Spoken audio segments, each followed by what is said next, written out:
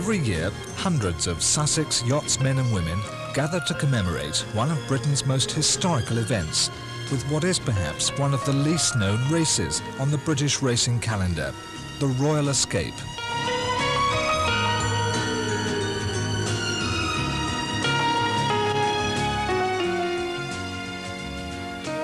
It all began in 1651.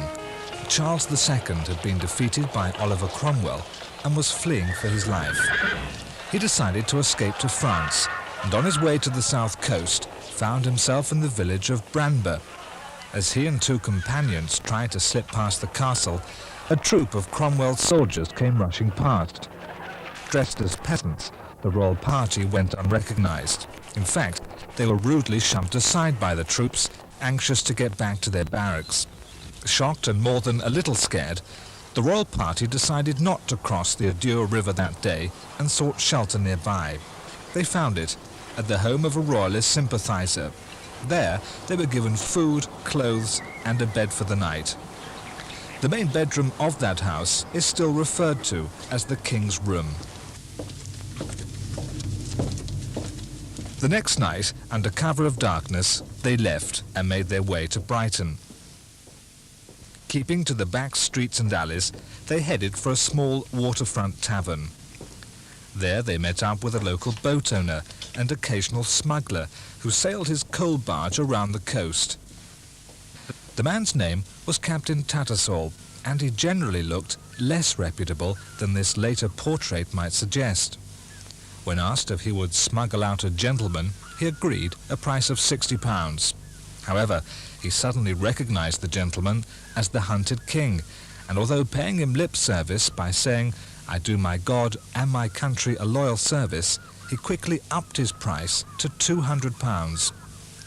The king had little choice, and early the following morning, hidden under a tarpaulin, he escaped to Fécamp. After his restoration, the grateful king proved as good as his word. He paid the high ransom owing to Tattersall, and also gave a free license to run a small tavern, which was renamed the Old Ship. In fact, in the cellars beneath the now famous building, there still exist some beams from the very ship King Charles escaped in.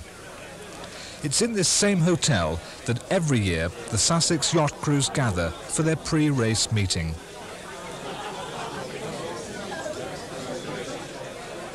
Good evening, everyone. The Royal Escape race to Fécamp. This year we have about 98 yachts entering it, which are downsight more than the first year we started. Thursday, 7 p.m. It's the evening before the race, and the skippers and crews are gathered to receive their race instructions. The finish line will be between the mast of the Endeavour and the mast of the Fécamp Yacht Club. With the information duly recorded, the formalities are complete and the sailors can relax. It's a chance to renew old acquaintances or make new ones, or just to have a good time. With little sign of any pre-race tension, is it taken seriously? Well, it is competitive. There are groups of people that are involved in a series, and this is one of the series. To them it's very important because they get points for it. We run a crew for the young children, underprivileged, and the crew we have are all from different sort of walks of life. They've been unemployed, and they've come onto the boat to get some sail experience. Well, I was unemployed myself for a year and a half, and I asked an advertisement and got the job. I have a Sea Link crew on board, half Sea Link and half local, because we're sponsors, but we sponsor because we like to help the charity, and it links us back with history as well. The Royal Escape actually took place from here with Charles II. It's reputed that one of my family was on that boat, believe it or not, from the Rolfe side of the family, and they've been in Brighton for donkey's years. I can be certain that whoever my ancestor was who was on there, he was the skipper, because he would have been likely even able to shout loudest, and that runs in the family. Well, ladies and gentlemen, I hope that you all have a marvellous sail. I must repeat that this is a fun event, and I'm sure that whilst we are all here to win, that the prime object is to have an enjoyable weekend and I'd like to wish you the best of luck.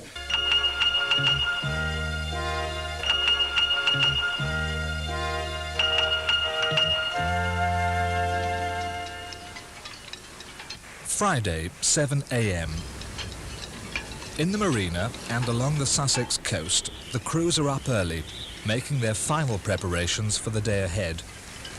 One by one, the yachts head out to the start line between Brighton's two famous piers, with their crews contemplating the long day ahead and the challenges offered by the 70-mile race. Although the yachts come from several different Sussex clubs, the atmosphere seems friendly enough.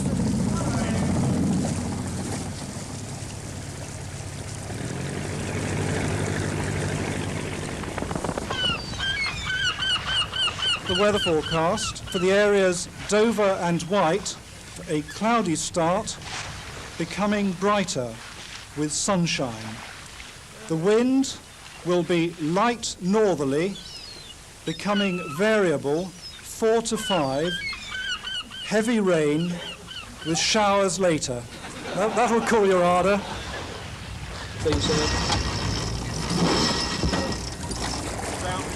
With a light northerly breeze forecast, the boats will be running before the wind, and during the last minutes before the start, they tack up and down behind the line, trying to secure the best starting position.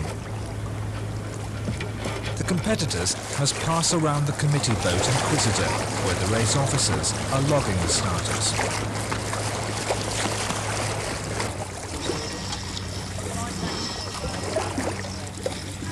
Timing your start is important. Even in a day-long race, the ability to cross the start line exactly on the gun is essential if you want to get away ahead of the fleet. Minutes to the start. The cannons are primed.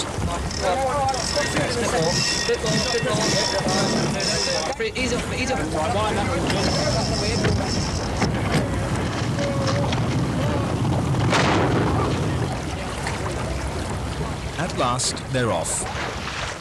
The sea seems crowded with yachts, and the jockeying for position continues as they each maneuver to find some clear wind and slip ahead.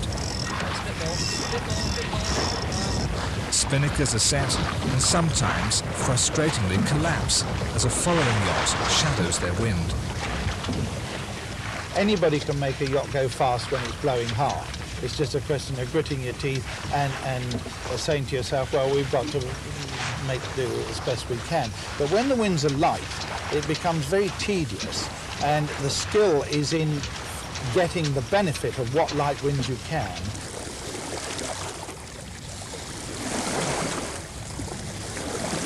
Eventually, the fleet starts to spread out as each crew strives for that extra knot of speed.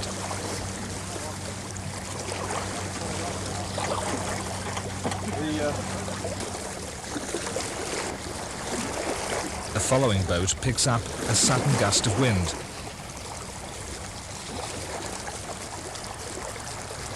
She quickly moves into an attacking position. Unfortunately, she's gained insufficient speed and finds herself held under the lee of the sails. The two crews give each other a friendly nod across a few yards of water. The battle lost, the attacker eventually slips slowly astern.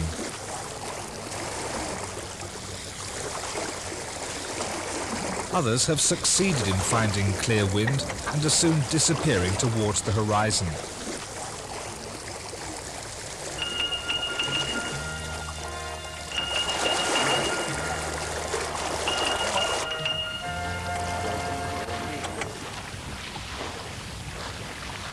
The boats race in either of two classes, sailing or motor sailing. The use of the engine carries an extra time penalty, and it can only be used for part of the total race time. Many boats race in the motor sailing class, and some elect to motor sail early in the race.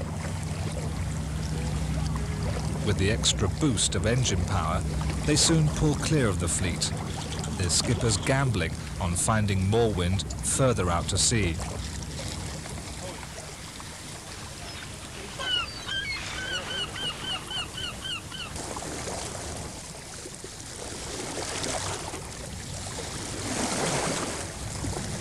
For the other crews, however, sail power is the only way to race. In these light breezes, they're unlikely to make Fécamp until well after sunset, and they settle in for a long race.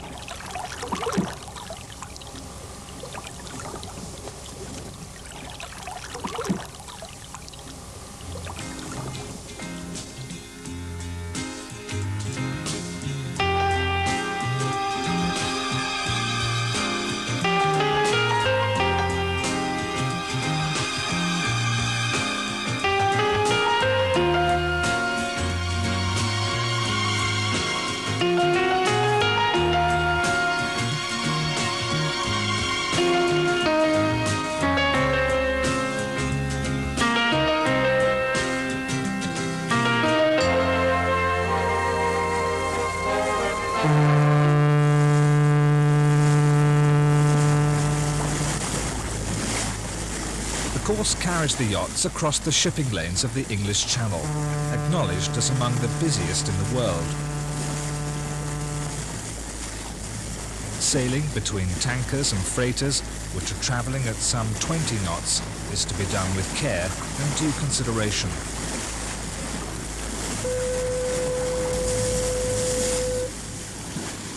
Once safely across between the commercial traffic, they set their course for the Meridian Buoy, its haunting tone marking the division of the world, east and west. 0 degrees latitude, a prime navigational marker.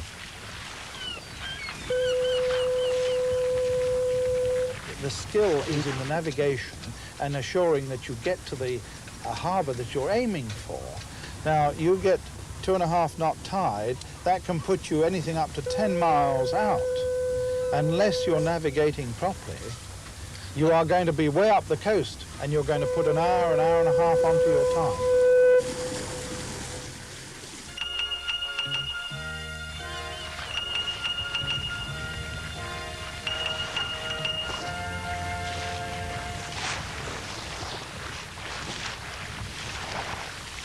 The fleet is now spread out over many miles, and most boats travel alone.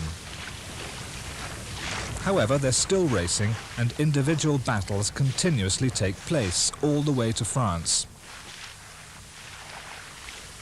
This time, the challenger is Blue Arrow, and the attack will prove successful.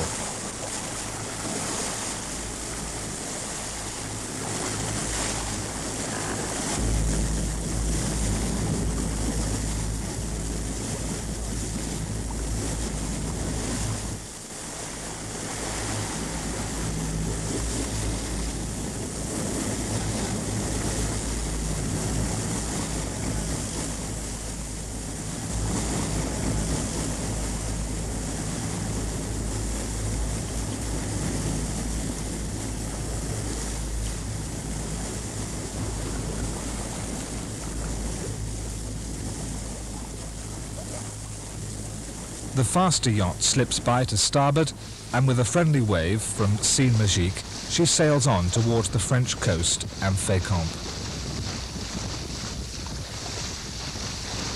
Comfortably settled into her race is Carronade, skippered by the ex-commodore of the Sussex Yacht Club, Tony Boyson. We are now putting 110 yachts into Fécamp, which means 500 yachtsmen or plus and their wives and friends. There are a number of youth training yachts that come over here with young people on board who are interested in sailing, generate sailing, because let's face it, the people that sail yachts today are the people that sail dinghies when they're kids.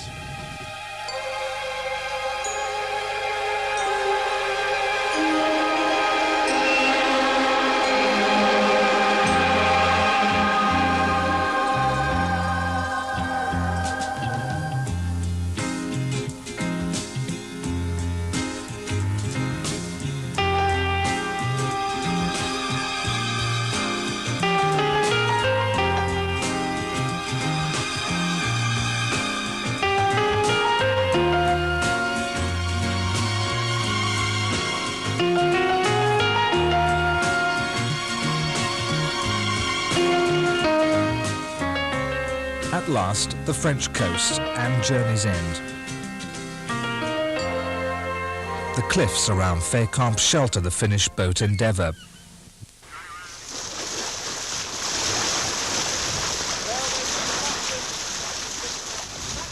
With the final tack, Seine Magique and her tired but happy crew slip into the harbour.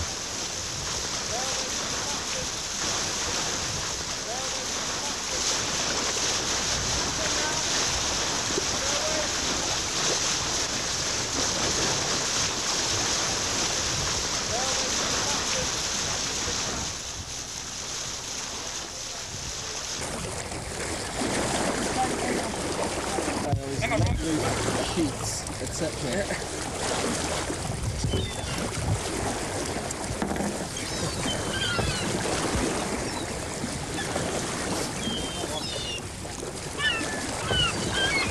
For her, there was fifth place. Jago had taken line honours, but a small yacht called Go for Broke was to prove the eventual winner on handicap. For the early arrivals, there's the promise of a good berth under the jovial jurisdiction of Fécamp's renowned harbour master André.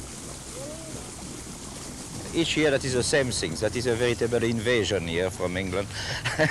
The second bank holidays of May. But that is very agreeable. We see many friends and that is a very nice festival. The big problem is the berths. We have not enough berths. We have 40 berths visitors and we have 120 boats. And that is a good exercise to give one berth for each boat.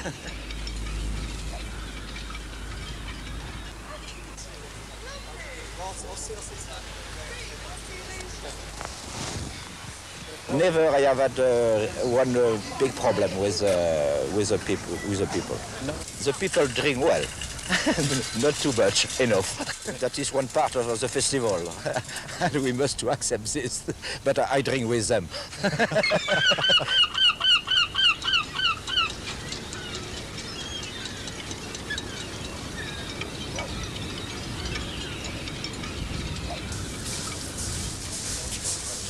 Saturday evening and another chance to drink and relax at a reception held at the Benedictine Abbey at the Mayor's invitation, and over a glass of the famous liqueur discuss the experiences of the previous day's sailing. We have a nice boozy trip over. And I certainly have no desire to spend a night with 8 smelly men on a boat.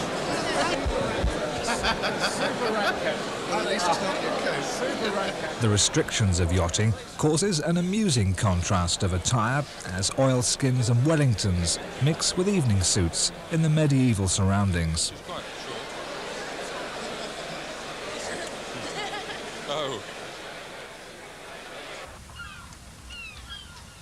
Over the years, we've had people fall in the sea, we've had people fall down concrete steps, we've had people finish up in hospital, but nobody's ever finished up in the police station. Fécamp, which used to be a fairly grotty little fishing town, is now a yachting resort, and it is one of the nearest to the British coast, and every weekend there are dozens of British yachts that sail over to Fécamp. It's nice to know that you're well received. It's not too far away. If we have problems with gales, it is possible for our wives and some of the crews to go back on the ferries, which go from Dieppe back to Newhaven. So it is an ideal spot for the South Coast yachtsmen to visit France and see the way the French live, who, let's face it, although only 70 miles away, are an entirely different scene. Different language, different customs, different food. It's delightful to come over here and spend our weekends and maybe even longer on the French coast. Many of the yachts have got wives and girlfriends on board. They mix in as well as in any other sport. I think if you're going in for hang gliding, you take your wife with you. If you go and play chess at a chess club, you take your wife with you. Or you don't, depending on your wife. I've known people to go to entirely different harbours and think that they were here, like they finish up at Dieppe or down at Cap d'Antifer, and in point of fact, of course, they're not in Fécamp at all, and when they come in they say, well, here we are, and there they aren't.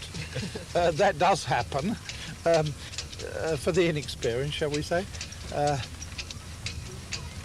Dieppe's 30 miles away. That is a long way to be out, but I have known people to be as far as that out.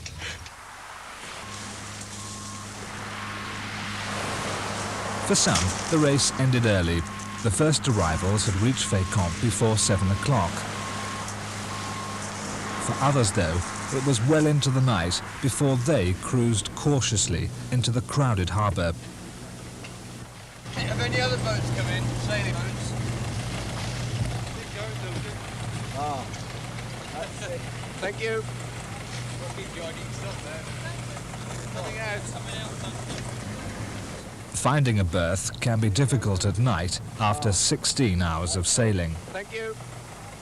Visibility up and down. Any other racing boats coming? No, we arrived a bit too far up the coast. Tying up and stowing the sails seems to take forever when you're cold, tired and wet.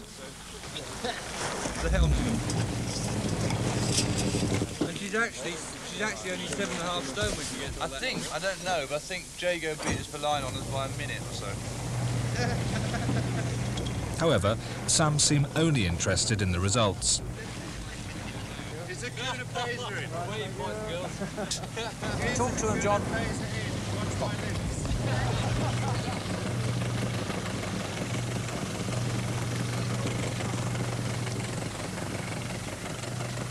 I don't know.